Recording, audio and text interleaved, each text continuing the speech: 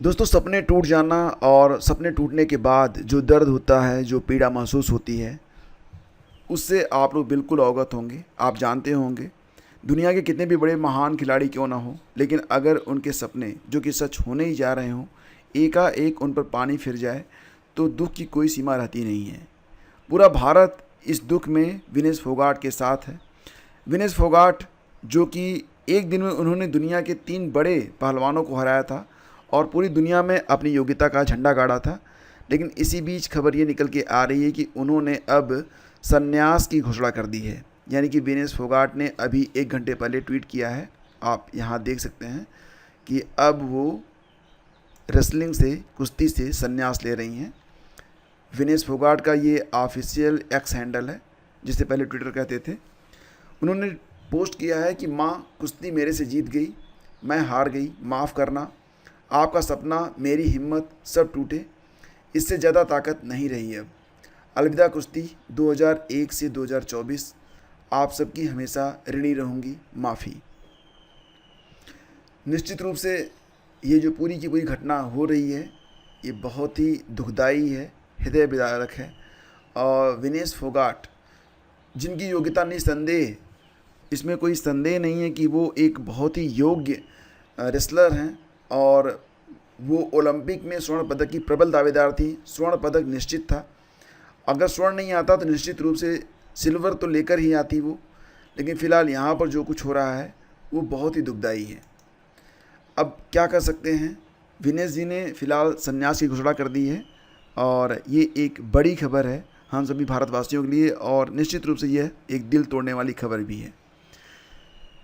चलिए फ्रेंड्स, आगे बढ़ते हैं, बात करेंगे टीजीटी पीजीटी एग्ज़ाम के बारे में। तो यहाँ पर आप देखेंगे टीजीटी पीजीटी की परीक्षा के लिए जो आवेदन लिए गए थे 2022 में, लगभग 2 साल बीत चुके हैं और जानकारी ये भी मिल रही है कि अभी शिक्षा सेवा आयोग में जो अधिकारी हैं, अस्थाई अध्यक्ष होते हैं, इसके बाद एग्जामिनेशन कंट्रोलर होते हैं, उनकी नियुक्ति भी अभी तक हो नहीं पाई है।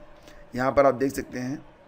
तो शिक्षा सेवा आयोग में क्योंकि अभी ना तो अस्थाई अध्यक्ष हैं, ना ही परीक्षा नियंत्रक हैं, तो ऐसे में दोनों भर्ती परीक्षाओं के लिए अभ्यर्थियों को अभी इंतज़ार करना पड़ेगा। जबकि इन भर्तियों के लिए आवेदन जो हैं वो अगस्त 2022 में ही लिए जा चुके हैं और दोनों भर्तियों के लिए लिखित परीक्षा के बाद इंटरव्यू भी होने हैं। टीजीटी में इंटरव्यू नहीं होगा, लेकिन पीजीटी में तो होगा और असिस्टेंट प्रोफेसर के लिए तो इंटरव्यू होता ही है।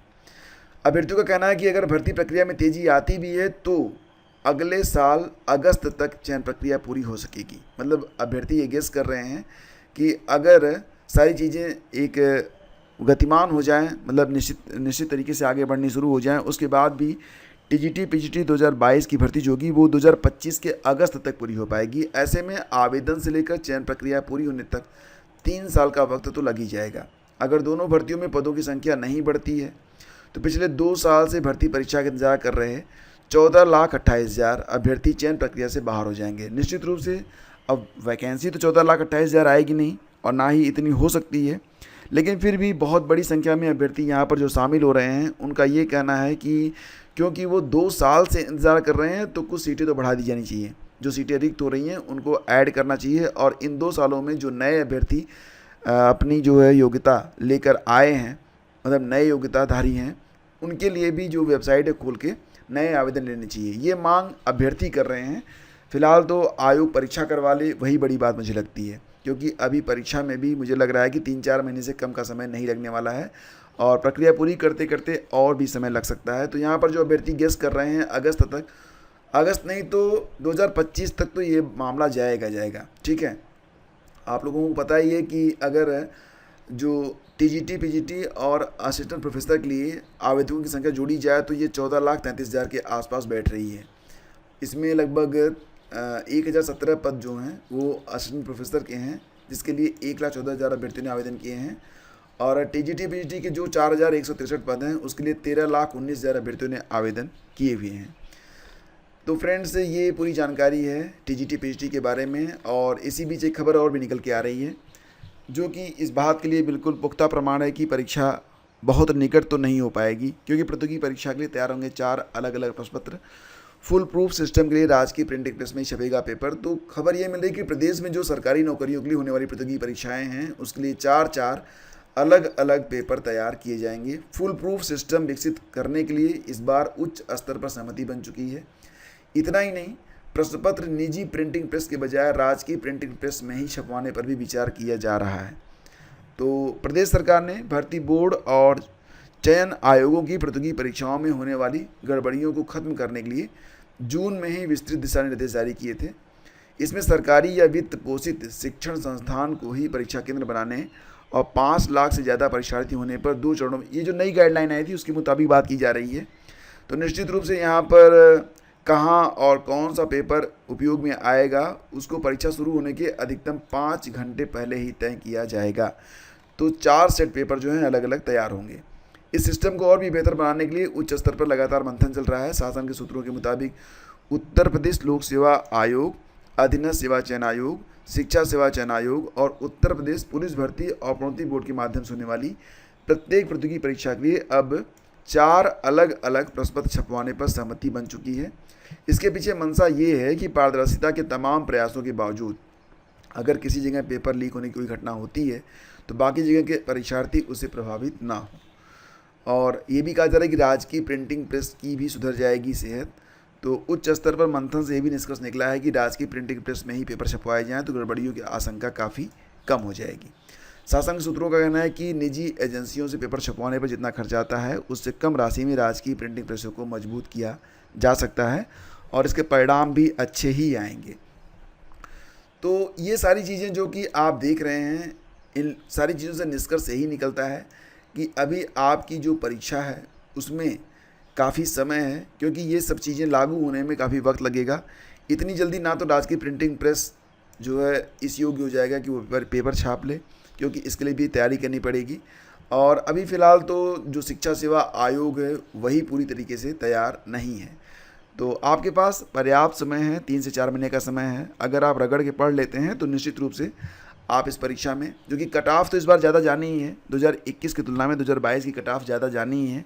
और 2021 में कट ऑफ कितनी गई थी तो इस पर मैंने एक वीडियो अपलोड किया है 2021 का जो कट ऑफ है, तो उसको जाके आप लोग अभी देख सकते हैं और अंदाज़ा लगा सकते हैं कि इस बार यानी कि 2022 में जब पदों की संख्या 2021 की तुलना में लगभग 1/4 है तो फिर कट ऑफ कितनी रहेगी। तो इस वीडियो का लिंक मैं आपको वीडियो के डिस्क्रिप्शन और पहले कमेंट में दे रहा हूं, जाकर अभी आप देख सकते हैं कि 2021 में कट ऑफ कितनी गई थी और 2022 में कट ऑफ कितनी जाने की संभावना है। हर विषय की कट ऑफ यहाँ पर लगा दी गई है। सालवर गैंग में 12 से ज़्यादा प्रतियोगी छात्र भी शामिल। बिहार के हैं रहने वाले रुपए लेकर दूसरी जगह बैठते हैं परीक्षा में। बैंक खातों की पड़ताल कराए जाएंगे फ्रीज।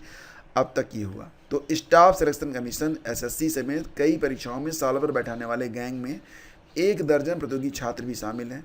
ये सभी बिहार के रहने वाले हैं और रुपए लेकर परीक्षा में मूल अभ्यर्थी की जगह परीक्षा में बैठते हैं।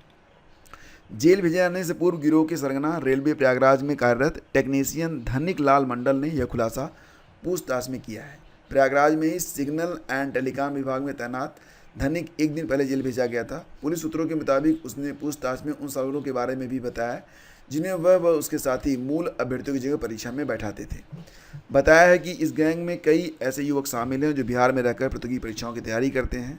ये सभी अलग अलग कोचिंग संस्थानों में पढ़ते हैं जो रुपए लेकर किसी की भी जगह परीक्षा में बैठने को तैयार हो जाते हैं। हालांकि उसने यह भी बताया कि इन सालवरों का सीधा उससे संपर्क नहीं है।